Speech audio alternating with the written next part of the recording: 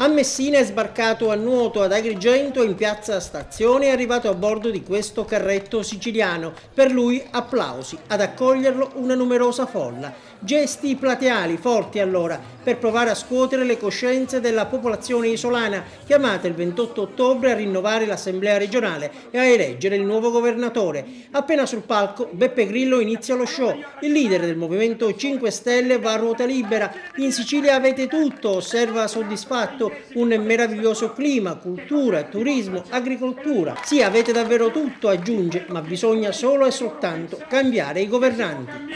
La politica vecchia è morta e adesso c'è la grande occasione di spazzarla via. E a proposito di big della politica, inevitabile un riferimento al coordinatore nazionale del PDL, l'agrigentino Angelino Alfano. È un fantasma, confessa il comico, è ormai un fantasma, è fuori dalla storia.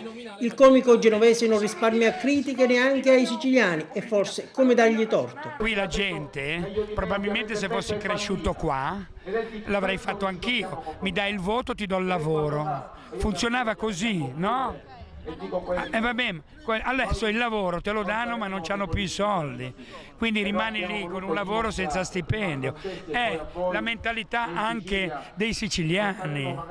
Guarda che il siciliano non si è mai indignato. È un fatto culturale. Si sta indignando adesso perché veniamo noi a scrollarli, perché non vi siete mai indignati. Perché non si indignano i siciliani? Perché vorrebbero essere al posto di questi politici marci anche loro. L'unica strada per il cambiamento è quella del Movimento 5 Stelle, urla Grillo e avverte l'attenta platea. Guarda che tu non ti sei occupato di politica e guarda che paese è diventato. Quindi se tu non ti occupi di politica, la politica si occupa di te.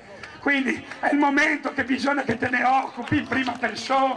E in fondo al palco schierati i candidati all'Arsi per il Movimento 5 Stelle, con in testa l'aspirante presidente della regione Giancarlo Cancelleri. Noi siamo un partito di ragazzi incensurati, cioè riempiamo un vuoto.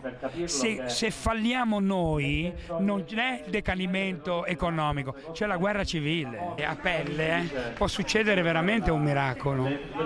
E tu capisci che se qua succede qualcosa. Io ho letto un sondaggio che siamo la prima forza politica. Non so se sia vero. Se succede questa cosa qua, è una valanga, è un virus, parte da qua, parte in tutta Italia, se ne vanno subito. Cioè siamo di fronte a qualcosa che se cercate di capire qual è il significato di queste elezioni qua, che i capi bastone non ci sono più, si nascondono. Io ho visto, non c'è nessuno che fa delle piazze così. La Sicilia che cos'è? Ha statuto speciale, ma non è speciale, è autonoma senza autonomia, è ricca o povera. E allora?